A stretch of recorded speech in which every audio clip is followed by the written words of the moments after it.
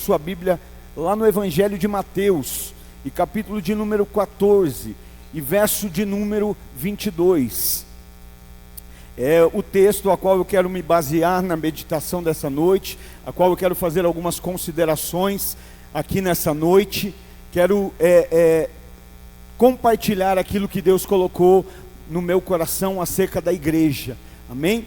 Eu acredito que é um texto muito conhecido. De fato nós já ouvimos muitas mensagens, já ouvimos muitos ensinamentos em cima dessa passagem, mas é algo que eu tenho aprendido com o Espírito Santo. Ainda mais a gente que prega, a gente quer sempre trazer uma novidade, porque o pregador acha que tem que pregar novidade, mas o Espírito Santo sabe o que a gente precisa ouvir. O Espírito Santo sabe, né? Às vezes a gente fala de novo essa palavra, Senhor, mas o povo já ouviu tanto, eu queria trazer uma palavra nova, mas Deus sabia quem estaria aqui, e sabendo quem estaria, Ele sabe o que a gente precisa ouvir, amém? Que Deus seja louvado por isso. Mateus capítulo 14 e verso de número 22, diz assim: imediatamente após, Jesus insistiu com os discípulos para que entrassem no barco e fossem adiante dele para o outro lado, enquanto ele despedia as multidões. Assim que mandou o povo embora, subiu sozinho a um monte para orar. Ao chegar da noite, lá estava ele só. Todavia o barco já estava longe no meio do mar, sendo fustigado pelas ondas, castigado pelas ondas, pois o vento era contrário. Na quarta vigília da noite, foi Jesus ter com eles, andando por sobre o mar. Quando os discípulos ouviram andando sobre as águas, ficaram aterrorizados e exclamaram: é um fantasma, e gritaram de medo. Mas imediatamente Jesus lhes disse: tende bom ânimo, sou eu, não temais. Ao que Pedro exclamou: Senhor, se és tu, manda-me ir ao teu encontro por sobre as águas. Então Jesus lhe respondeu: vem. E Pedro, deixando o barco, andou por sobre as águas e foi na direção de Jesus. Todavia, reparando na força do vento, teve medo e, começando a afundar, gritou: Senhor, salva-me. Jesus estendeu imediatamente a mão e segurou-lhe e lhe disse: homem de pequena fé, por que duvidastes? Assim que ambos entraram no barco, cessou o vento. Então os que estavam no barco adoraram-no, exclamando: verdadeiramente tu és o Filho de Deus. Depois de atravessarem o mar, chegaram a Genezaré.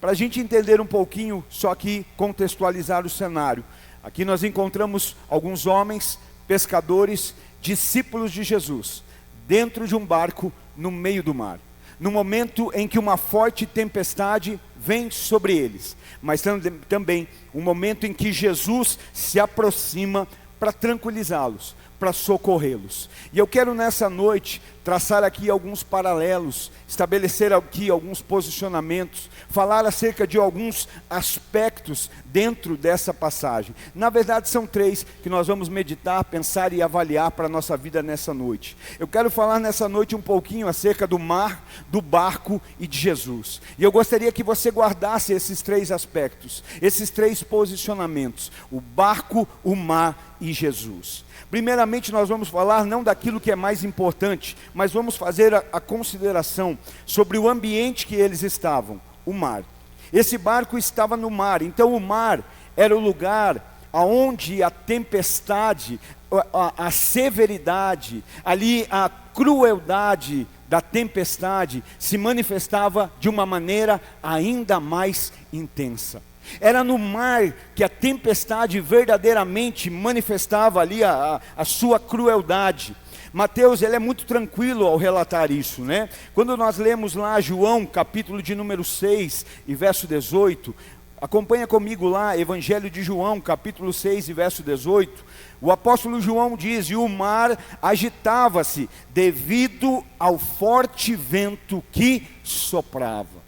Então a razão do mar estar agitado, a razão das fortes ondas no mar, a razão daquele momento ali de tormenta, era pela tempestade que sobreveio ao mar, né? Então o mar era aquele que recebia o impacto da tempestade.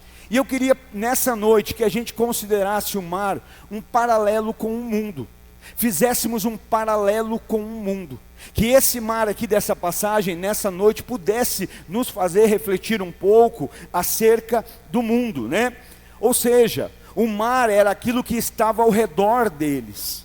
O mar era aquilo que estava os envolvendo. O mar era aquilo que estava tentando tragá-los. O mar era aquilo que estava tentando fazer com que eles afundassem. E semelhantemente, nós vivemos em um tempo que parece que as coisas estão assim.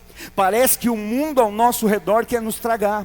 Parece que o mundo ao nosso redor quer afundar a família, quer afundar o casamento, quer afundar princípios da verdade, quer afundar a nossa fé. Então eu gostaria de considerar o mar a partir dessa ótica. O mar como uma representação do mundo. Em segundo ponto que nós encontramos aqui era o barco.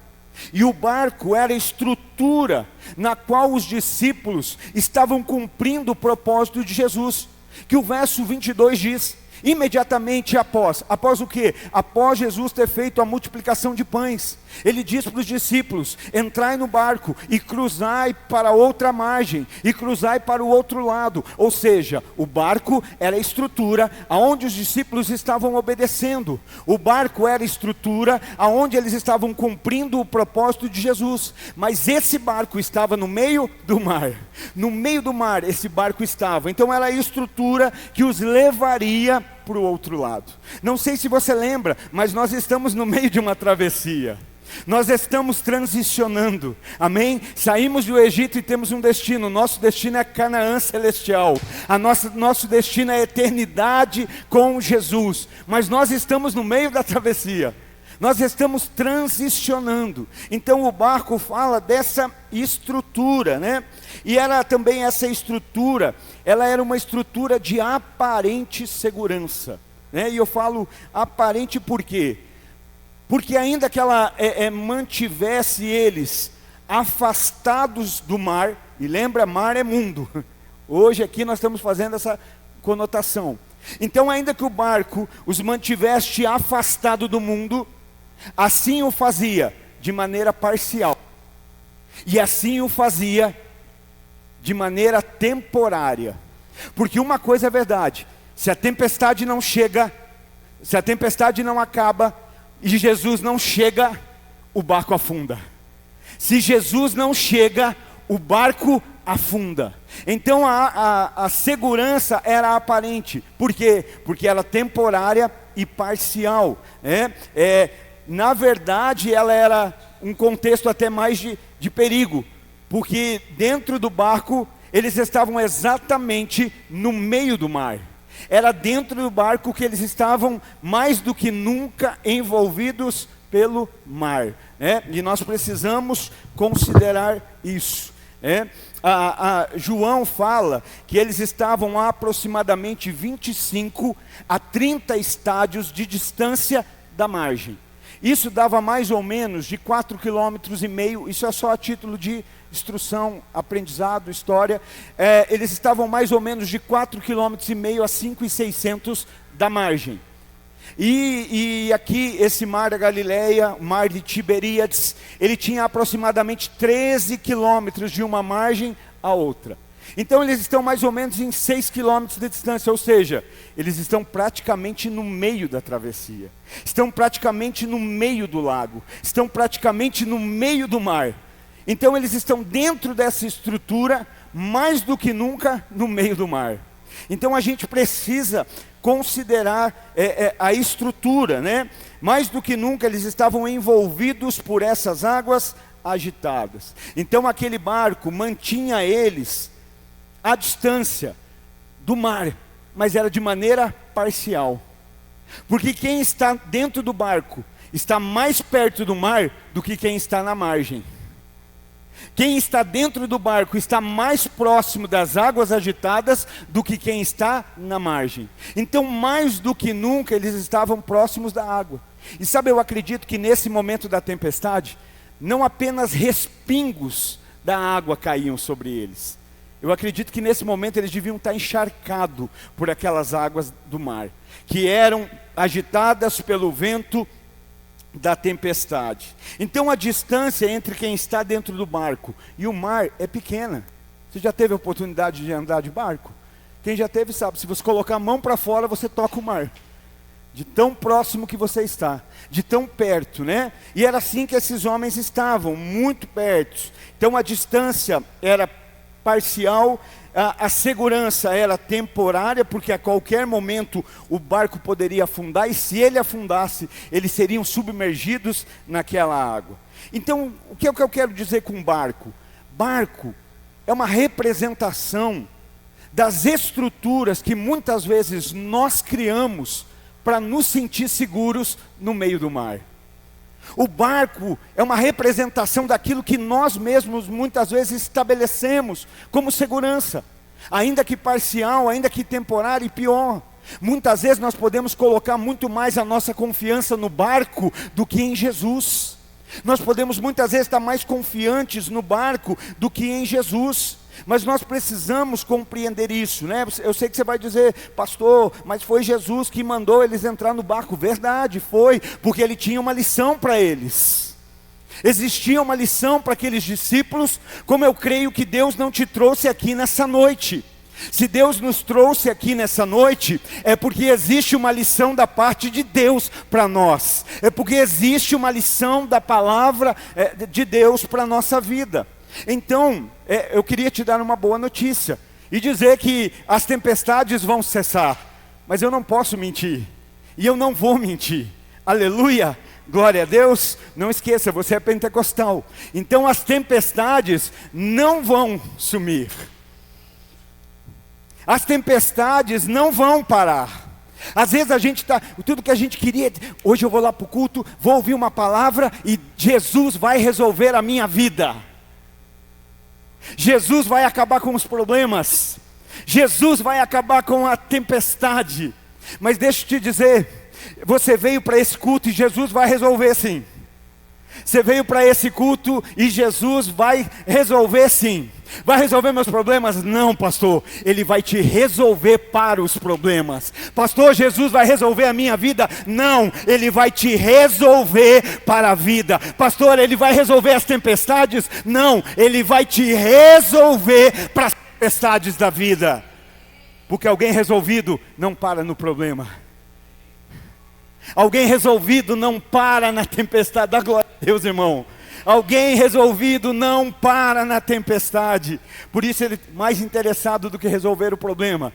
Ele está interessado em nos resolver. Fazer de nós homens e mulheres resolvidos em Deus. Homens e mulheres que sabem quem são. Por quê? Porque existem tempestades em nossas vidas. Sabe, talvez eu estou falando para gente que chegou hoje aqui no meio de uma tempestade. Talvez teve gente que chegou hoje aqui escorrendo da água, das ondas, batendo na sua vida, batendo na sua estrutura, batendo no seu barco. E você talvez chegou dizendo, até quando eu vou aguentar essa tempestade? E hoje o Espírito Santo está nos dizendo que existem tempestades nas nossas vidas que são para nós aprendermos em quem confiar, que são para nós aprendermos em quem botar a nossa esperança, que são para nós aprendermos quem é digno da nossa fé. Coisa linda. Salmo 23, nós amamos o Salmo 23, o Senhor é o meu pastor. De quem o Senhor é pastor aí? Dá glória a Deus. Mas no verso 4 o salmista diz, ainda que eu passe pelo vale da sombra da morte, eu não temerei, pois a tua vara e o teu cajado me sustentam. Eu não temerei, pois o Senhor está comigo. Sabe o que o salmista está dizendo? Eu não vou ter medo, por quê? Porque não tem vale, porque não tem morte, porque não tem problema, porque não tem tempestade, porque não tem escassez financeira, porque não tem desemprego, porque não tem luta. Não, eu não temo, porque eu sei que o Senhor está presente. E é a tua presença que arranca o medo, que me resolve.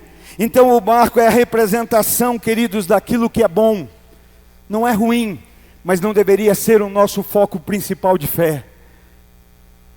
Não estou aqui para condenar o barco, só estou dizendo, não coloque a sua fé em uma estrutura que é passageira, que é falha, que é corrompida. Muitas vezes nós estamos colocando a nossa expectativa em fé em algo assim. Hoje pessoas, homens, colocam a sua fé em outros homens. Hoje pessoas colocam a sua fé em estruturas. Hoje pessoas colocam a sua esperança em posses. Hoje pessoas colocam muitas vezes a esperança em uma religiosidade vazia. Religião não é ruim, irmãos. Religião é o religar. Religar o homem a Deus é a comunhão, é o crer, é uma crença. Então não é ruim. O ruim é a religião utilizada de uma forma errada.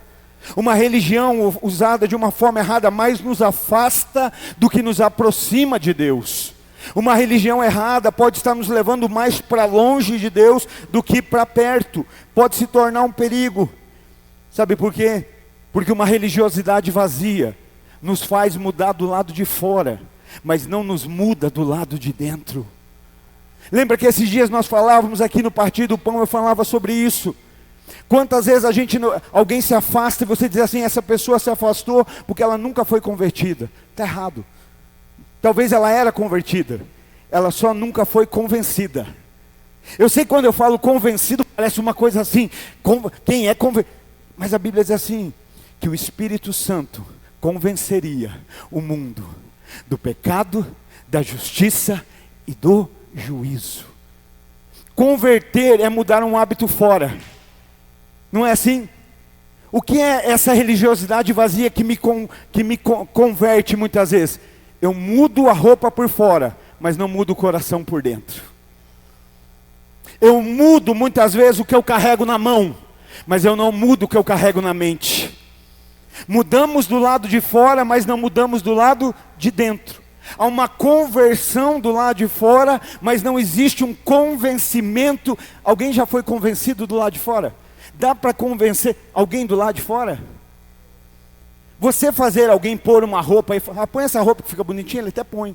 Mas agora você convencer de um princípio, de um valor, de uma conduta, é dentro. Então o problema não é que a gente não foi convertido, o problema é que muitas vezes a gente ainda não foi convencido pelo Espírito Santo. Essa mudança interior que é o que mais importa. Sabe por quê, querido?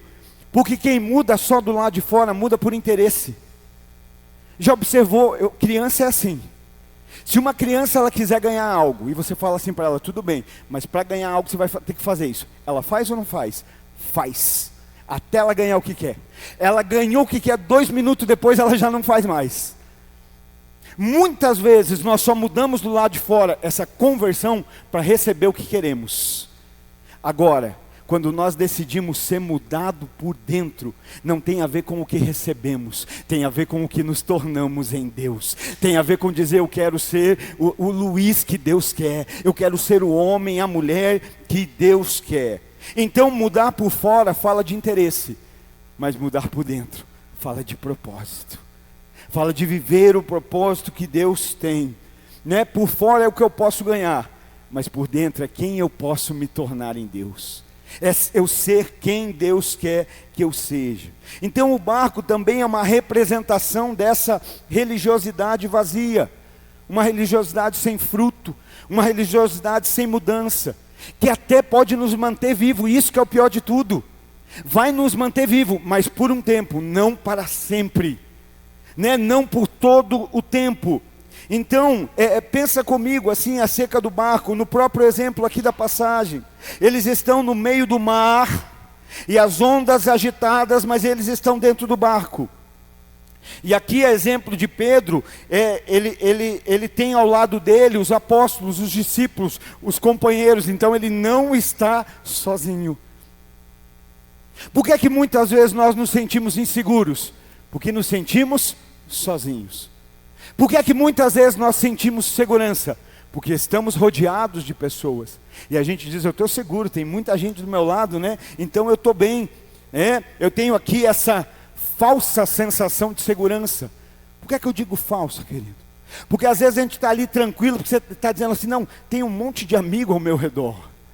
Eu não sei se você já teve amigos na sua vida que disseram assim para você, olha, quando precisar, conta comigo. Quando precisar, conta comigo. E aí quando se contou, cadê? Onde está? Porque pessoas falham. pessoas abandonam, pessoas decepcionam. Então no barco muitas vezes a nossa confiança está nos amigos. Não é problema ter amigo, não é problema, mas hoje é uma noite que o Espírito Santo quer voltar a ocupar o lugar de melhor amigo no nosso coração. Eu me recordo que há 18 anos, quando eu me converti, eu fui para a igreja por causa de um amigo me levou para a igreja, e esse amigo que me levou para a igreja há 18 anos atrás, tem me trazido todos os dias, tem me conduzido todos os dias, tem me ensinado todos os dias, tem me confrontado todos os dias, continua sendo o mesmo melhor amigo, o Espírito Santo de Deus. Tem amigos, mas que o melhor amigo seja o Espírito Santo. O teu melhor conselheiro seja o Espírito Santo. Por que é que tantas vezes a gente toma decisões erradas? Porque a gente ouviu o melhor amigo da terra, mas não deu ouvido ao melhor amigo do céu. Fomos nos aconselhar com alguém que entende tudo de terra, tudo de carnal, de natural, mas esquecemos de buscar aquele que sabe de todas as coisas, mesmo antes da criação de cada uma delas. Hoje é noite de devolver ao Espírito Santo o lugar de melhor amigo. Melhor amigo, eu só tenho um melhor amigo.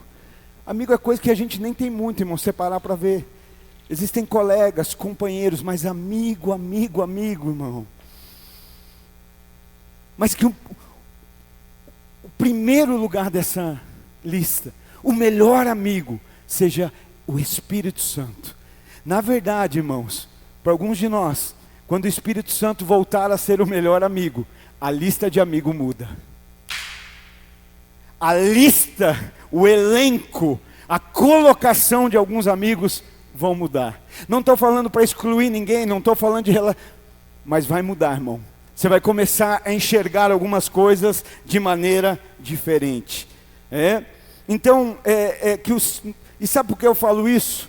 Porque amigos, muitas vezes nos deixam confortáveis. Não é assim? Como é bom um amigo. Você erra, e o que o amigo faz? Ah, vem cá, todo mundo erra. Você não é santo. Não, eu vou corrigir, você é santo em Cristo Jesus, justificado em Cristo Jesus, santificado em Cristo Jesus. Você já parou para ver que a Bíblia não diz assim, olha, porque o crente ele quer prosperar, o crente ele quer sucesso, e ainda ele bota isso no nariz de Deus. Deus, eu sou teu filho, eu tenho que prosperar. Eu sou teu filho, eu tenho que ter sucesso. Eu sou teu filho, eu tenho que ser o que se destaca lá na empresa, o que ganha mais, o que vende mais, porque eu sou teu filho. Mas a minha Bíblia, a minha pelo menos não disse, a tua disser me corrija. A minha Bíblia não diz assim, sem sucesso ninguém verá a Deus, sem prosperidade ninguém verá a Deus, sem vitória ninguém verá a Deus. A minha Bíblia diz, sem santidade ninguém verá a Deus. E aí eu fico pensando, como assim, Deus? Se nós vemos o Senhor em Cristo, Ele está dizendo como as pessoas vão ver Deus em nós sem santidade. Pode ter sucesso, ter prosperidade, ter vitória, ter os ganhos, mas e Deus? Então os amigos são aqueles que muitas vezes vão nos deixar confortáveis. E sabe qual é o problema? Que os amigos muitas vezes nos deixam confortáveis em situação de morte, em situação de perca, em situações difíceis. E eu preciso dizer isso para você, o Espírito Santo nem sempre vai nos deixar confortáveis. Não, o Espírito Santo, quase que na maioria das vezes, não vai nos deixar confortáveis. Essa é a hora de dar glória a Deus, irmão. Ele pode não nos deixar confortáveis, mas Ele sempre nos deixará seguros e protegidos. O que nos protege não é o conforto, o que nos protege é a verdade. É um lugar de segurança em Deus. E qual é esse lugar? Jesus. Eu sou o caminho, a verdade e a vida. Então, queridos, no barco, já parou para pensar que no barco a gente quer fazer as coisas acontecer na força? Lembra de Jonas, capítulo 1 e verso 13? Lembra da história de Jonas? Desobedece, muda o curso, não quer seguir o propósito.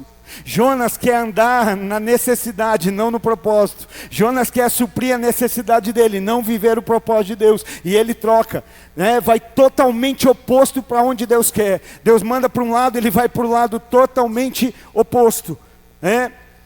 E é o que acontece, entra num barco, vai para o porão do barco, vem a tempestade, você conhece a história, quase afunda o barco. Aí eles vão ter com Jonas, para entender o que está acontecendo. E aí chega no verso 13, quando a Bíblia diz assim, que eles remavam, e quanto eles mais remavam, mais forte a tempestade ficava. Agora vem para cá comigo.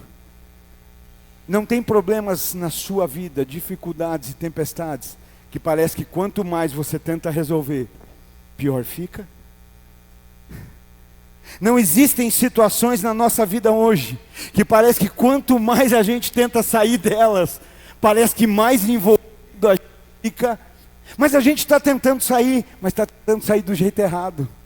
A gente está remando, e o que esse remar significa? Força própria. Nós estamos querendo resolver na força do braço, nós estamos querendo resolver na força natural, nós estamos querendo resolver na força do homem. Aí vamos para o terceiro aspecto, que é o que mais importa de todos. É o terceiro em ordem descritiva, mas o primeiro em importância. Vou repetir, é o terceiro na ordem descritiva, mas o primeiro em importância. Verso 25. Na quarta vigília da noite, foi Jesus ter com eles andando sobre o mar. Os romanos dividiam o período de hora das 18 horas até as 6 horas da manhã em 4 vigílias. 4 vigílias de 3 horas. E essa era, como relata a Bíblia, a quarta vigília. Ou seja, por volta das entre 3 e 6 horas da manhã, quarta vigília da noite. É também dado apenas para a gente saber, conhecimento. Porque o mais importante não é saber a hora, o mais importante é saber que Jesus veio até eles. Que Jesus se aproximou, que Jesus viu o que estava acontecendo, que Jesus decidiu participar daquilo que estava acontecendo, né? Então Jesus, sabendo do que está acontecendo, ele aparece, né? Ele se aproxima. E quando ele se aproxima, Jesus sabe do que eles precisam. Quem aqui acredita que Jesus sabia do que eles estavam precisando? A gente acredita que Jesus sabia do que eles precisavam, mas a gente tem dificuldade de acreditar que Jesus sabe do que a gente precisa. A gente confia que Jesus sabia do que eles precisavam. Esse mesmo Jesus também sabe o que nós precisamos. Esse Jesus também sabe o que nós enfrentamos e o que nós precisamos. Eu tenho dito aqui nesses dias, querido, não é mais acerca de ouvir para ser abençoado. Pega isso no teu espírito e no nome de Jesus sai com isso no teu coração nessa noite. Você não veio a esse culto para ser abençoado. Você não veio a esse culto para ser abençoado. Você veio a esse culto porque você é abençoado. E aonde está isso, pastor? Na Bíblia. Gênesis capítulo 1 e verso 28. Disse Deus ao homem: eu te abençoo, frutifique e multiplique. Qual foi o imperativo de Deus? Eu te abençoo, agora vai e dê fruto. Novo Testamento, que a palavra de Deus diz para nós: não foram vocês que escolheram Jesus.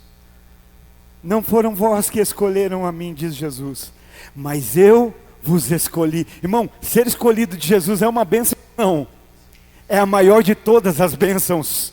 E ele está dizendo: fui eu que te escolhi, fui eu que te escolhi. Então o que Jesus está dizendo: eu já te abençoei. Para quê? Para que você vá e dê fruto, e esse fruto permaneça. Então não é acerca de ser abençoado entendeu? Não é acerca de vir para ser abençoado, veio porque já é. Mas aonde isso se perdeu? Gênesis 3, lembra a serpente com Eva? Come do fruto para ser abençoado. Olha o que Deus diz: ser abençoado dá fruto. Agora a serpente vai dizer: come para ser abençoado. Quantas vezes a gente já não veio para a igreja com a mentalidade da serpente? Eu preciso comer de algo para ser abençoado. E aí, se eu comer e for abençoado, eu dou glória. Aí, se eu comer e for abençoado, eu louvo. Aí, se eu comer e for abençoado, eu vou ser generoso. Aí, se eu comer e for abençoado, eu louvo a Deus. Não é assim? Isso é pensamento da serpente. Coma para ser abençoado. Agora o que Deus falou, eu já te abençoei. Então você já não vem precisando receber para devolver o que é meu, em louvor, em glória, em adoração. Porque não tem a ver com o que você vai receber, tem a ver com o que você já entendeu que é em mim, abençoado. Nós precisamos pôr por terra esse pensamento de serpente, de que eu preciso matar a fome para agora glorificar. Não, eu não vim a esse lugar por fome, eu vim a esse lugar por causa da comunhão, eu vim a esse lugar por causa da unidade, eu vim a esse lugar por causa de Deus. Não tem a ver com matar a fome no meu estômago, tem a ver com o clamor do meu espírito, para adorar a Deus, para adorar a Deus, para adorar a Deus. E olha só, então, nós precisamos entender, porque o que acontece aqui agora, quando Jesus vem até eles, o que a Bíblia diz? Que eles tiveram medo,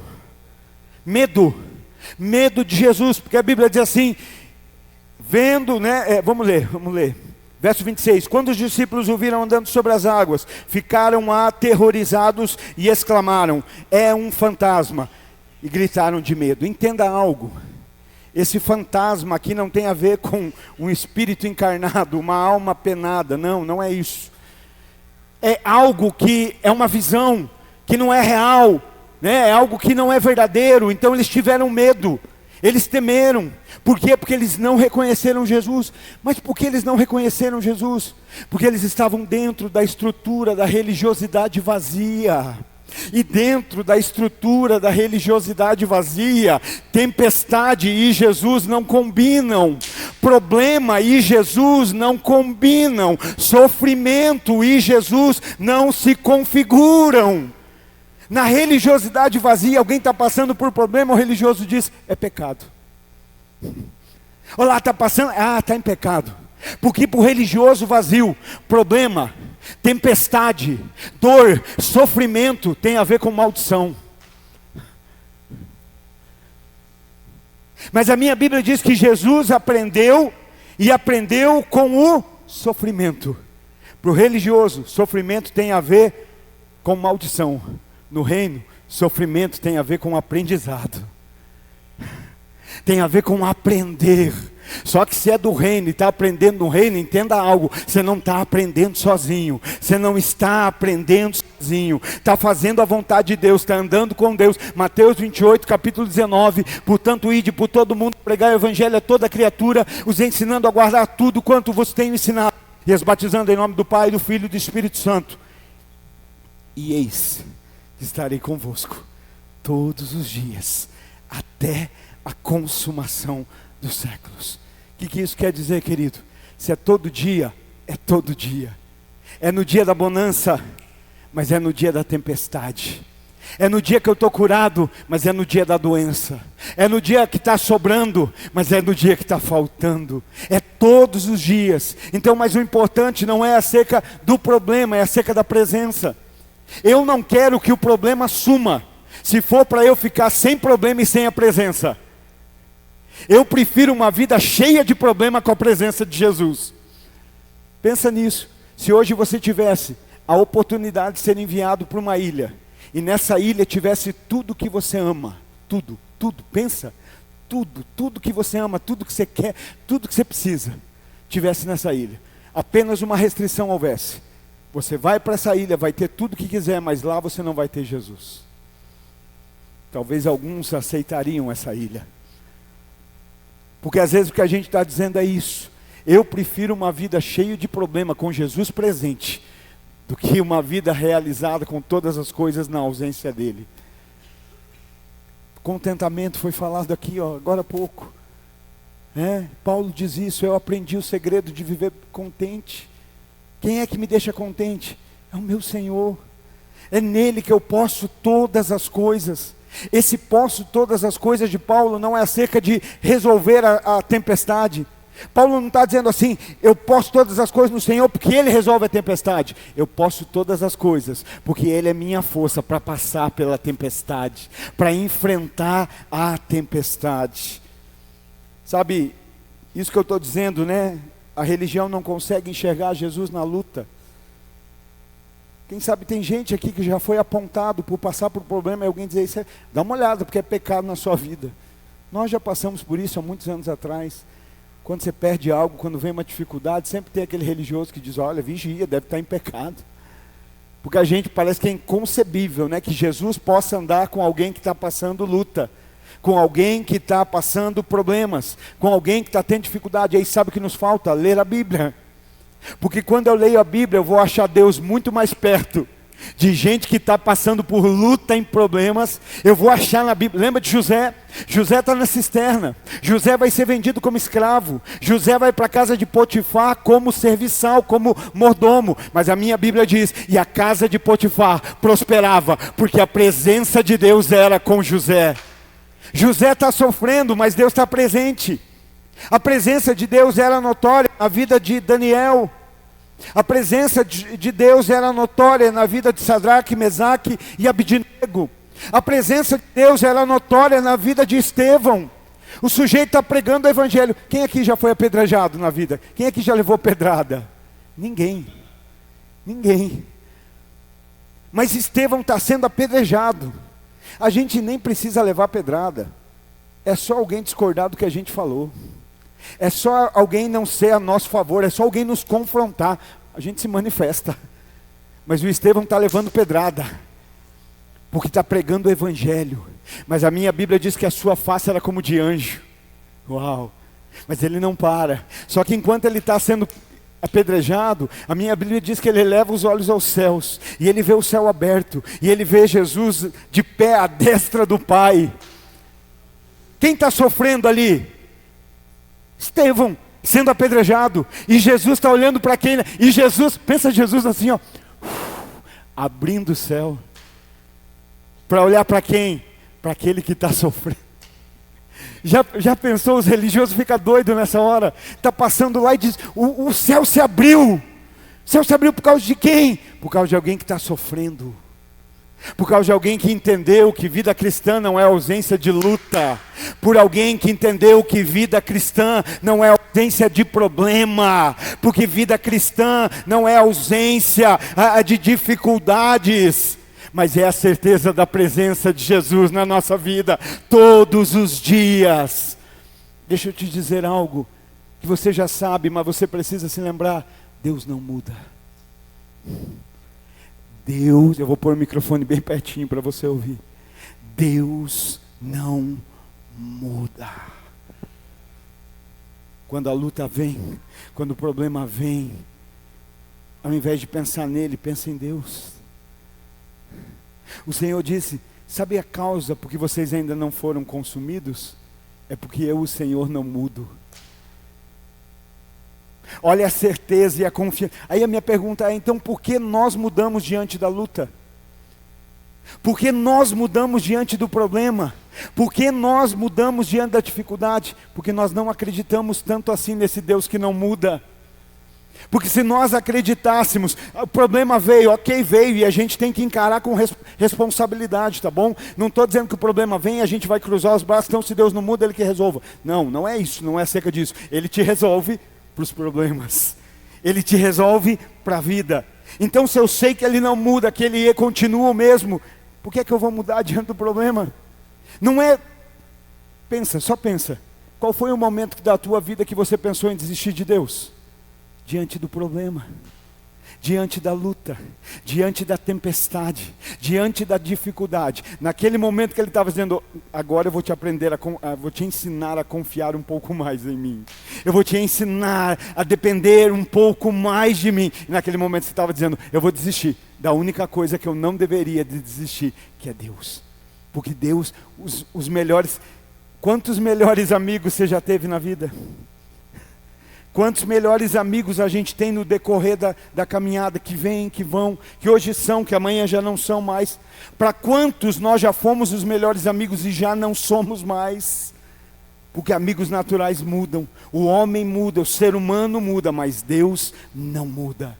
Deus é o mesmo. E do outro lado vale a pena pensar, gente. Deus está perto de gente sofrendo, e às vezes Deus está longe de gente vencendo.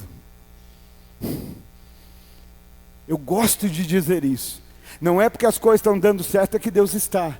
E também não é porque as coisas estão dando errado que Ele não está. Não se engane. Lembra de Sansão?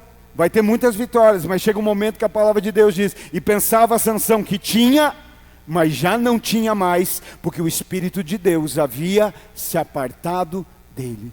Lembra do jovem rico? Chega até Jesus, olha o exemplo aí, ó. O jovem rico chega para Jesus: bom mestre. Jesus já começa com muito amor e graça. Por que me chama de bom? Bom mesmo só o Pai que estás no céu. Jesus está apontando para o Pai, porque Jesus tem uma fome. Jesus tem uma fome. Jesus tem uma fome. E a fome de Jesus deveria ser a nossa. A fome de Jesus deveria ser a nossa. Qual é a fome de Jesus? Jesus vai dizer: a minha comida é fazer a vontade daquele que me enviou. Aí observa, o jovem chega até ele: bom mestre. Ele já trata com o jovem. E ele diz assim: você conhece os mandamentos? E ele diz: conheço todos, desde a minha infância. Então Jesus fala: legal, uma coisa te falta. Vai, pega tudo que você tem, vende, dá aos pobres, depois vem e me segue. Observa, Jesus não falou: vende e traz para o ministério, investe no ministério. Nós podemos fazer quanta cruzada, hein, se você vender tudo, né? Não, vai, vende, dá aos pobres, depois vem e me segue. E a minha Bíblia diz que aquele jovem se entristeceu, porque tinha muitas riquezas. Não seguiu Jesus. Era rico. Visto pelo mundo, era vencedor. Visto pelas pessoas, estava ganhando. Mas não passava de um perdedor. Olha ali, tinha os mandamentos, né? E não era só os 10, porque da lei judaica são 613. Então não era apenas, talvez era uma religiosidade vazia. Mas quando Jesus diz: olha, falta uma coisa. Só que essa coisa que falta é mais importante do que todas as outras. Existe algo, lembra que eu falei do Espírito Santo voltar a ser o melhor amigo? Por que eu falo isso? Porque ele não ocupa lugar ocupado. Física, não é isso? 2 corpos não ocupam o mesmo lugar no espaço. Então nós precisamos dar a ele o lugar que é dele. Naquele momento Jesus estava dizendo: existe um rei no trono do teu coração. Talvez você ache que sabe, que conhece os mandamentos, que é um bom seguidor, mas eu preciso te mostrar quem reina hoje no teu coração. Abre mão do teu rei. Destrona ele hoje. E o que é que ele faz? Vai embora. Para muitos podia estar ganhando, podia estar vencendo, mas estava sem Jesus. Está percebendo como Jesus, como Deus aqui na Bíblia muitas vezes está mais perto do que... Lembra de Jesus quando chega na casa de Simão e a mulher vem, aquele ato de adoração, e ela é julgada. Diz para mim, Jesus estava mais perto de quem? Do religioso vazio ou da pecadora que se arrependeu? Quem é que Jesus usa para ensinar até hoje? O religioso vazio ou a pecadora que se arrependeu? Quem é que virou um ensino nas mãos de Jesus, na boca de Jesus? Aquela mulher. Mas muitos diriam: não tem Jesus. Olha lá, esse aqui sabe tudo da religião. Esse sim não tinha. Que ele vai dizer: desde que eu entrei na minha casa, você não fez o que você deveria fazer. Você está julgando quem está me adorando, quem está sendo grato. Então observe como muitas vezes está mais longe, né, daqueles que a gente pensa que estão ganhando.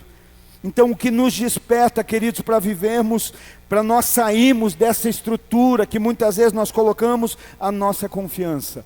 O que nos desperta a sair dessa estrutura, que muitas vezes está mais próxima de nos levar à morte do que à vida, é a palavra de Jesus. A palavra de Deus hoje não vai, ela já está nos tirando de estruturas perigosas. A palavra de Deus nessa noite já está nos tirando de lugar aonde nós estávamos colocando a nossa confiança de maneira errada. Jesus vem até o barco, não é isso que acontece? Na 4ª vigília da noite, Jesus vem até o barco. Como estava o mar nessa altura? Enfurecido. Como estava o barco? Sendo castigado. Não era assim? Não era isso que estava acontecendo? Mas Jesus está ali. E Jesus vendo a tempestade, Jesus vendo o barco daquele jeito, o que Jesus faz?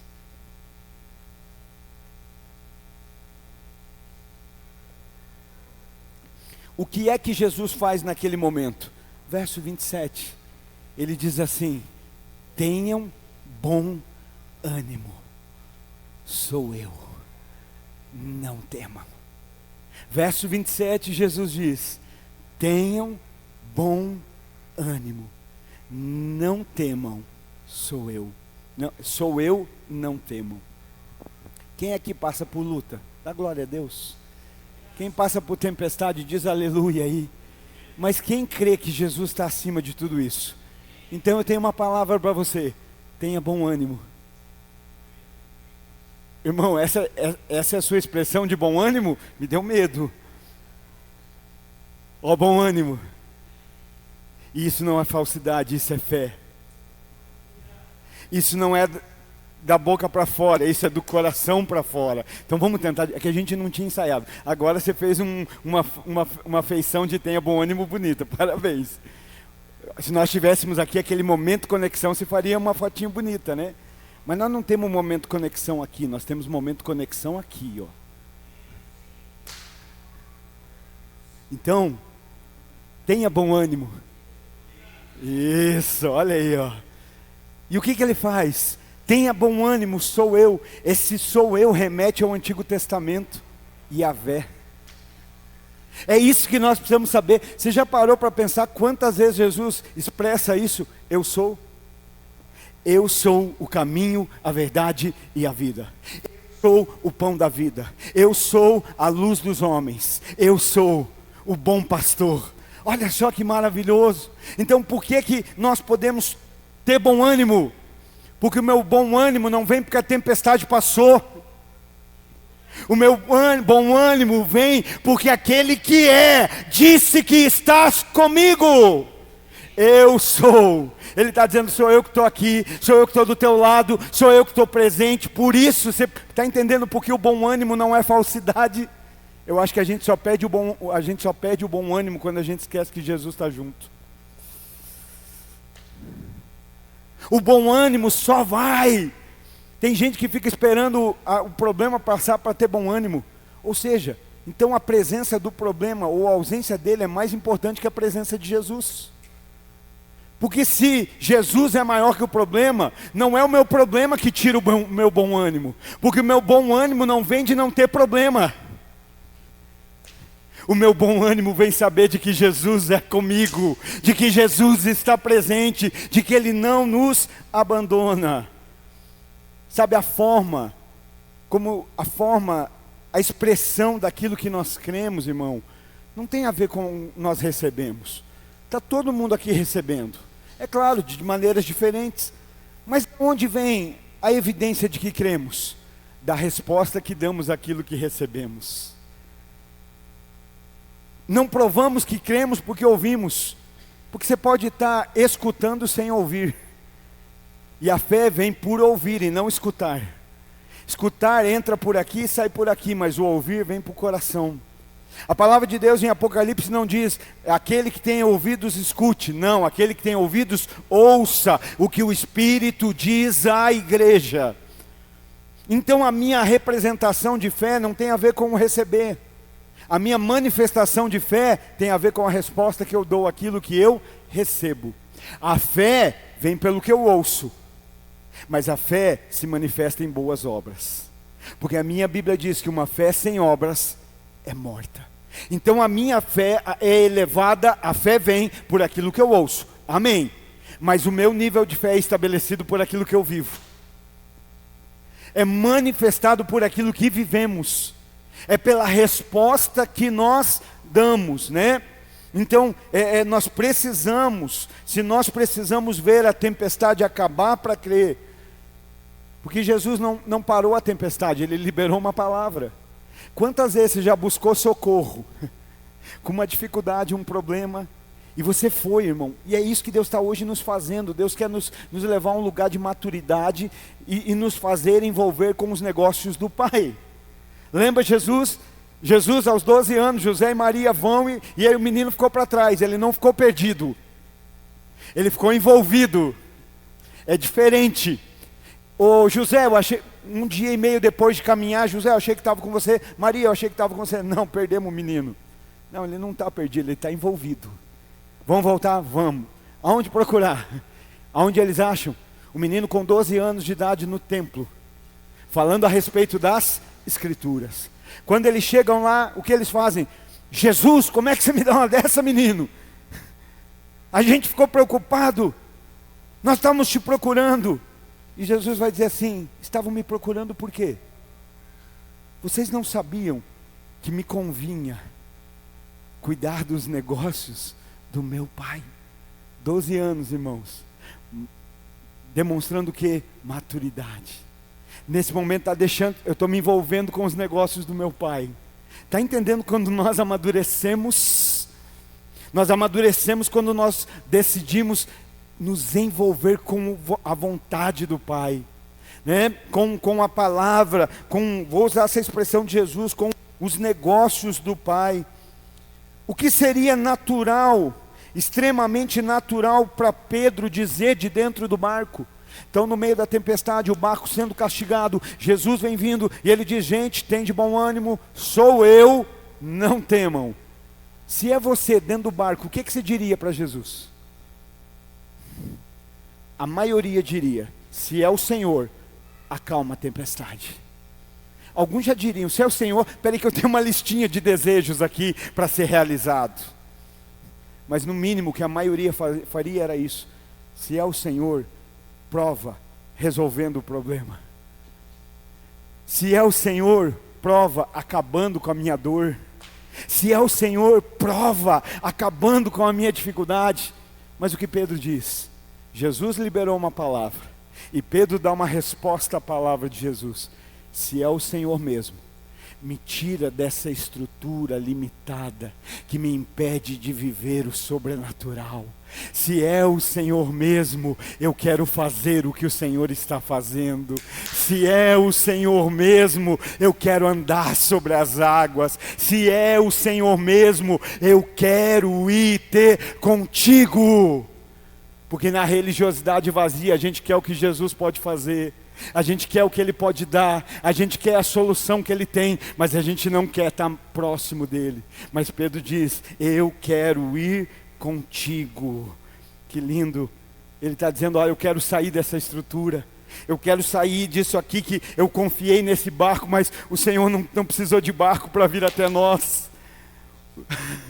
Jesus não precisou. Jesus não veio num barco, Jesus veio sobre as águas. Me tira dessa estrutura que a qualquer momento pode afundar. Hoje Deus está tirando alguns daqui da religiosidade vazia para viver uma devoção pessoal, intensa, intencional e profunda nele, no nome de Jesus. Sabe, Pedro não diz: me tira da tempestade. Pedro diz: me tira da estrutura que me limita. Eu aprendi a sempre ficar limitado dentro disso. Olha, eu quero sair dessa estrutura que me limita e eu quero me mover por fé, de maneira sobrenatural, em meio à tempestade. Irmão, você pode me ajudar nesse momento da mensagem? Uma pergunta eu te faço e quero sua ajuda.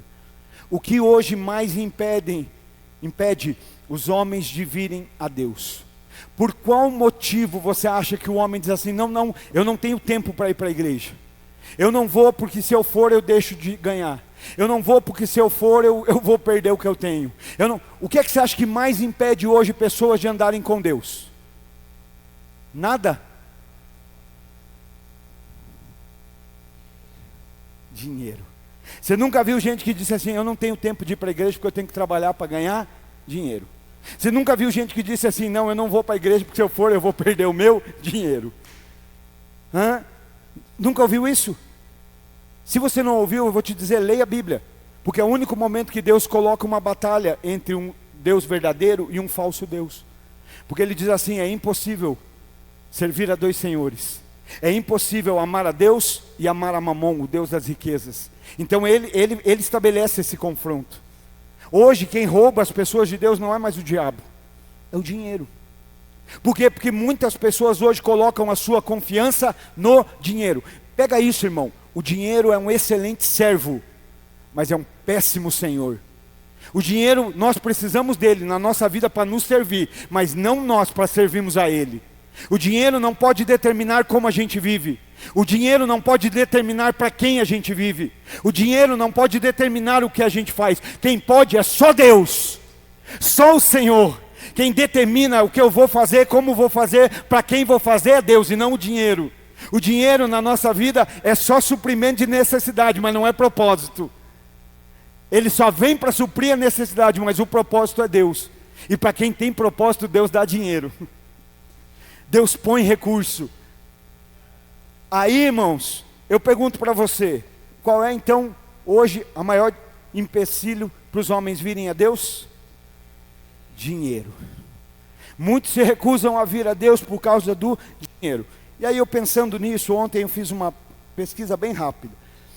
Eu descobri que no ano de 2014, no Brasil, no ano de 2014, né, para a gente aqui adquirir $1, eram necessários R$2,34.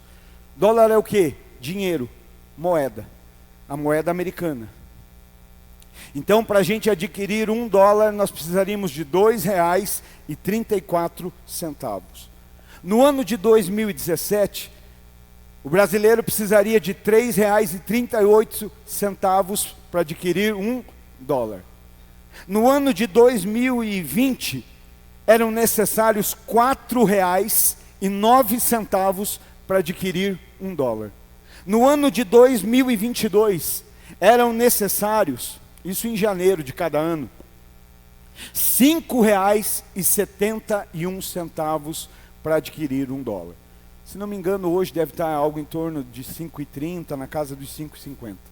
Mas o que eu quero dizer com isso? Olhe a variação de 2014 até 2022. 8 anos. Em 2014, R$2,34 compravam $1. 2020 era necessário o dobro, R$5,70. O que você quer dizer com isso, pastor? Que muitas vezes você está colocando a sua esperança, a sua segurança, a sua confiança naquilo que muda.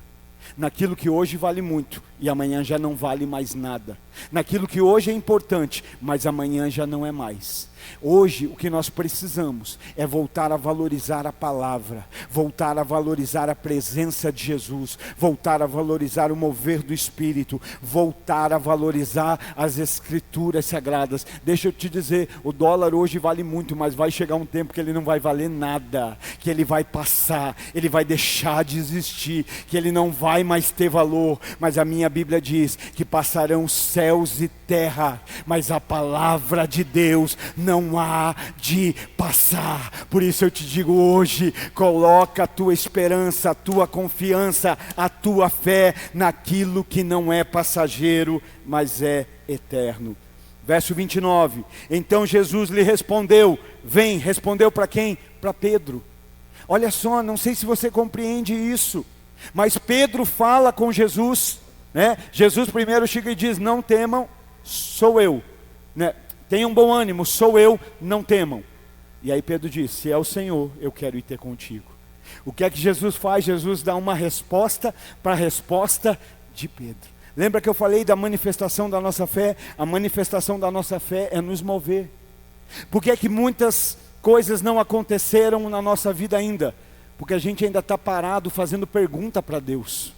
A gente ainda está dizendo assim, Senhor, por que dessa tempestade? Senhor, por que dessa dor? Senhor, por que desse problema? Senhor, por que dessa luta? Senhor, por que dessa limitação? Senhor, por que dessa crise? Senhor, por que disso está acontecendo? Mas Pedro não disse isso. Quando Jesus disse, tem de bom ânimo, sou eu, não tema, que Pedro disse, se é o Senhor, eu quero ir ter contigo. Pedro não fez pergunta, Pedro deu uma resposta. E para a resposta de Pedro, tem uma resposta de Jesus. Você está querendo ouvir resposta da parte de Deus? Então para de perguntar e começa a responder. Para de fazer pergunta e começa a responder, corresponder com a palavra. Te digo mais, para quem Jesus falou, vem, para todos, só para o Pedro. Por que é que a gente às vezes olha e vê, esse irmão está andando sobre as águas, por que é que eu não ando? Porque ele ouviu e deu uma resposta ao que ouviu, e a resposta que ele deu ao que ele ouviu, Jesus respondeu dizendo, vem para o sobrenatural, vem andar sobre as águas, vem mais perto de mim. Porque a gente está querendo se mover fazendo pergunta, colocando Deus na parede. Deus não se move com pressão, Deus se move com obediência, com adoração, com entrega, com resposta, é dando uma resposta. Por que ele não chamou todos? Porque naquele momento Pedro foi o único que correspondeu à palavra de Jesus, que era Deus. Que hoje, nessa noite, todos nós demos uma resposta à palavra de Jesus, à palavra de Deus, para que Ele possa responder aquilo que respondemos. Sabe o que nos habilita a viver o sobrenatural? Não é as nossas... Já viu que tem gente que acha que é muito íntimo de Deus, e porque é muito íntimo, faz interrogatório com Deus? A minha intimidade com Deus não é para interrogá-lo. A minha intimidade com Deus é para responder a resposta dele à minha vida. É para corresponder à palavra. Não, irmão, pera aí que eu vou lá entrar no meu quarto e eu vou trazer a resposta de Deus. Não, eu não vou lá para tirar a resposta de Deus, eu vou lá para dar uma resposta para Deus. Senhor, eis-me aqui, faz a tua vontade, usa-me segundo o teu querer.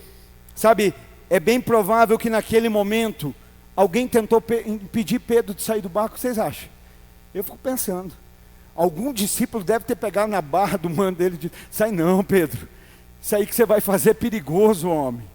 Sabe, às vezes a gente fala, não, agora eu não perco mais culto, não, agora eu vou até para a semana de oração, não, essas 12 horas eu vou estar lá, e alguém agarra no teu manto, dentro do teu barco, da estrutura que você confia e diz, você está virando fanático, isso é perigoso, faz isso, não, você vai afundar, não, você não afunda quando você vive na palavra, a gente afunda quando a gente continua em estruturas falíveis, em estruturas corrompidas, né?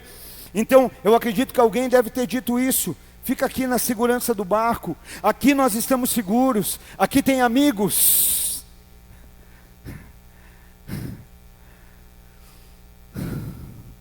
Sabe o que deixa alguém na solidão de verdade? Não é a ausência de amigos, é a ausência de Deus. Porque amigos podem preencher algo do lado de fora, mas jamais vão poder preencher aquilo dentro, que só Deus pode preencher.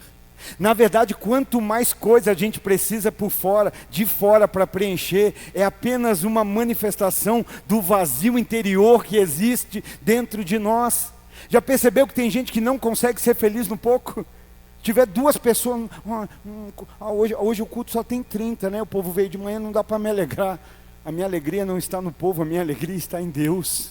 A minha alegria está em Jesus, a minha alegria está no Espírito Santo. E muitas vezes a gente está colocando a expectativa, né? Nos amigos, nas pessoas. Sabe, talvez os amigos tentarem pedir, dizendo, Pedro, fica aqui que no barco aqui está seguro, que no barco aqui está tudo em ordem. Mas talvez Pedro dissesse a verdade. Aqui nós temos o barco, aqui nós temos até amigos, mas aqui nós não temos Jesus.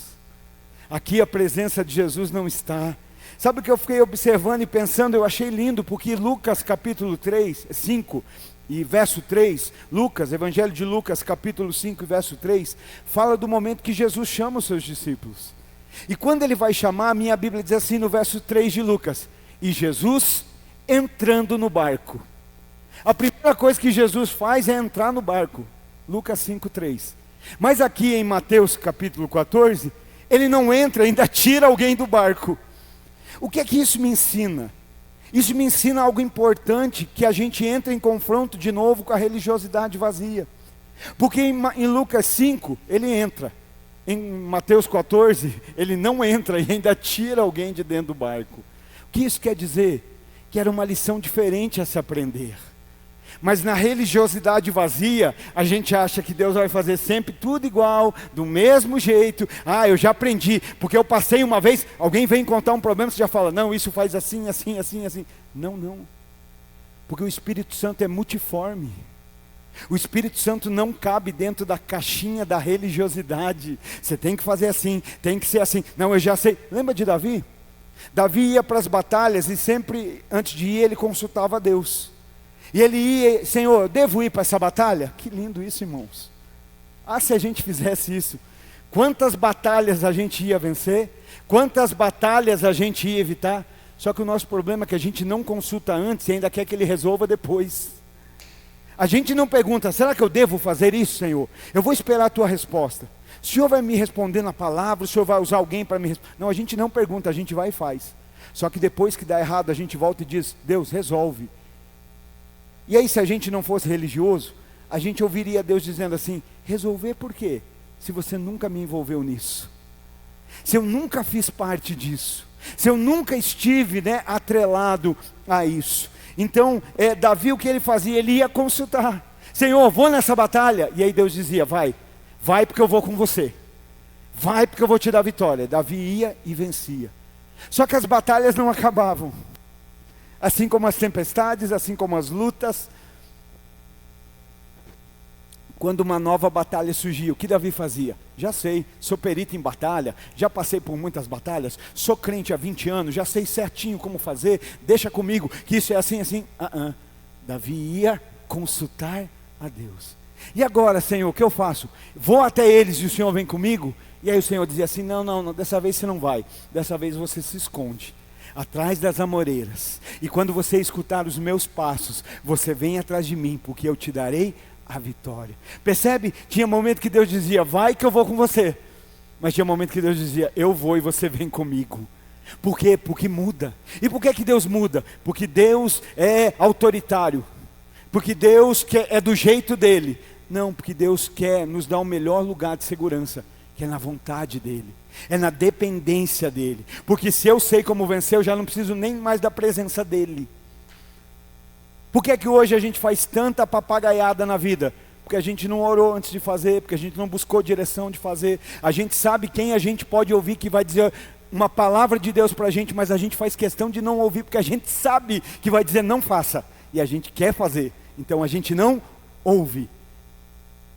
E isso, queridos, é independência de Deus. Só que quando o navio afunda, o barco afunda, a gente quer dizer: Senhor, resolve esse problema, dá uma solução para isso. Então entenda, existem lições diferentes. Nem tudo que funcionou no passado vai funcionar no presente. Nem tudo que deu certo lá atrás vai dar certo hoje. Não. Deus tem os seus meios, Deus tem os seus caminhos, Deus tem as suas formas. E Ele é Deus. Nós só precisamos confiar. Mas nesse verso 29, então, Jesus diz a Pedro: vem. E a Bíblia diz então, verso 29, Pedro, deixando o barco, andou por sobre as águas e foi na direção de Jesus. O que é que Pedro fez? Andou sobre as águas. Você se lembra dos 3 aspectos dessa mensagem? Mar, barco e Jesus. O mar, a representação do mundo. Então vamos lá comigo. Conjectura. Águas igual a mar. Mar igual a mundo. Água igual a mar, mar igual a mundo, mundo igual a pecado. Naquele momento de tempestade, quando Pedro dá uma resposta à palavra, e Jesus diz: vem, o que Pedro faz? Pedro anda sobre as águas. Sabe o que eu quero dizer com isso? Às vezes você está dizendo: eu não sei como vencer o pecado, eu não sei porque é que eu continuo me afundando no pecado, eu não sei porque é que eu continuo atolado no pecado. Simples, porque eu ainda não estou dando uma resposta à palavra de Jesus. Porque Pedro, quando deu uma resposta, andou sobre as águas. Quando eu dou uma resposta a Jesus, a palavra de Deus, eu vou também fazer o que ele fez, eu vou andar como ele andou. Jesus andou ou não no mundo? Andou, mas Jesus não foi envolvido pelo mundo. Jesus andou no meio dos pecadores, mas não foi envolvido pelo pecado. Andou sobre ele. Então quando nós damos uma resposta, nós também andaremos como ele andou. Quando nós saímos das estruturas carnais que nós mesmos criamos, idolatria, seja de homem, seja de estrutura, seja por posses, seja da religião vazia, nós vamos fazer o que Jesus fez.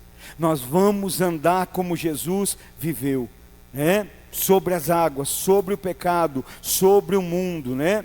Quando nós confiamos em Jesus, só nele, irmão, entenda isso, tudo aquilo que disser para você que você precisa de Jesus e um algo mais, corre. Nós somos salvos pela graça, por meio da fé em Cristo Jesus. A salvação é só por Ele. Qualquer coisa que te disserem, olha, você precisa de Jesus, mas peraí, você precisa de mais um livrinho para ser salvo, corre. Não, que não seja a Bíblia, é claro, né? Você precisa de Jesus e mais uma prática para ser salvo, corre. A salvação está em Jesus. Glória a Deus. Então, verso 30, para nós irmos caminhando para o final. Todavia, reparando na força do vento, teve medo, Pedro, né? E começando a afundar, gritou: Senhor, salva-me. Pedro começa a andar no sobrenatural, Pedro começa a andar sobre as águas, Pedro começa a andar sobre o mundo, como muitos de nós, depois de ouvir uma palavra. A gente vem, ouve uma palavra, dá uma resposta à palavra, e depois de dar a resposta à palavra, na segunda a gente está andando sobre as águas, na segunda a gente está andando sobre o pecado. Não é que ele não está ali tentando, mas você está prevalecendo em Deus, você não está, você está resistindo à tentação. Lembra? Sujeitai-vos, pois, a Deus, resisti ao diabo, e ele fugirá de vós. Tiago. Então, muitas vezes nós ouvimos uma palavra e começamos a andar sobre as águas, sobre o mundo, sobre o pecado, mas de repente a gente começa a observar o vento. E sabe o que é o vento? O vento é aquele que nos faz lembrar do mar.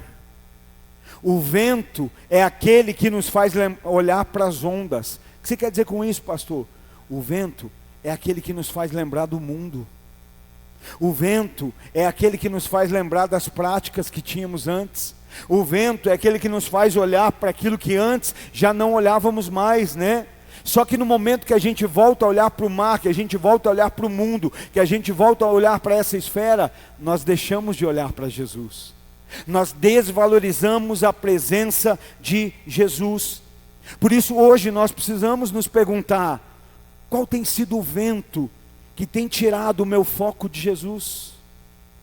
Qual tem sido o vento que tem me feito olhar de volta para o mundo, tem me feito olhar de volta para as ondas? Sabe, querido, às vezes é uma mensagem no WhatsApp, às vezes é uma imagem, né, uma foto, às vezes é uma palavra, às vezes é uma perna de fora, às vezes é uma proposta de ganhar um dinheiro ilícito, mas é algo que está nos fazendo tirar o foco de Jesus e olhar para o mar, olhar para o mundo, olhar para aquilo que quer nos afundar. Sabe que nós precisamos entender que na verdade não é o vento que afunda, não é o vento que afunda, o vento só facilita para que a água do mar entre mais fácil no barco. Não é o vento que vai fazer o barco afundar, mas é o vento que faz o barco ficar propício a receber as águas do mar. O barco não afunda quando está no mar, o barco não afunda quando está nas águas, o barco afunda quando as águas estão dentro dele. E o papel do vento, do diabo, é esse: balançar o barco, para que a água entre com maior facilidade. Mas eu só me preocupo com o vento e passo a olhar para as águas quando eu deixei de olhar para Jesus. Porque se eu estiver olhando para Jesus, da mesma forma que o vento da tempestade quer me afundar, acredite, o vento de Deus, o vento do Espírito Santo, coloca todas as coisas no seu devido lugar. Verso 30, Pedro diz: salva-me, Senhor. Sabe por que tem crente religioso morrendo? Porque é orgulhoso, porque é soberbo, porque está preocupado com a aparência e não com a essência. O que afunda é o que? É um peso, não é isso? Quanto mais pesado, mais fácil de afundar. Quanto mais leve, mais boia, não é isso? Por que a gente muitas vezes pode estar dentro da igreja, frequentando, ouvindo culto, recebendo palavra, e está lá atolado, só com o pescocinho de fora? Porque está cheio de orgulho. O que é que vão pensar se eu estender minha mão e dizer: Senhor, me socorre. Socorre minha vida, socorre meu casamento, socorre minha família, socorre. Eu preciso de socorro. Sabe o que nos impede muitas vezes? É isso. Mas ele não teve essa dificuldade. Pensa, Pedro podia pensar assim: ixi, o Tomé, bem que o Tomé falou, não sai que você vai afundar. E agora, como é que eu vou pedir socorro? Eu peço socorro porque eu não estou preocupado com Tomé. Eu não estou preocupado com quem estava pensando que eu ia afundar. Eu estou preocupado com quem pode me trazer de volta para a superfície. Com quem pode me fazer de volta a andar sobre as águas. É isso que deveria importar para a gente. Fica de pé, por favor. Sabe, não tenha medo. Não tenha medo de pedir socorro se você está afundando, fazendo o que Deus mandou fazer. Não tenha medo. O problema não é afundar fazendo o que Deus mandou.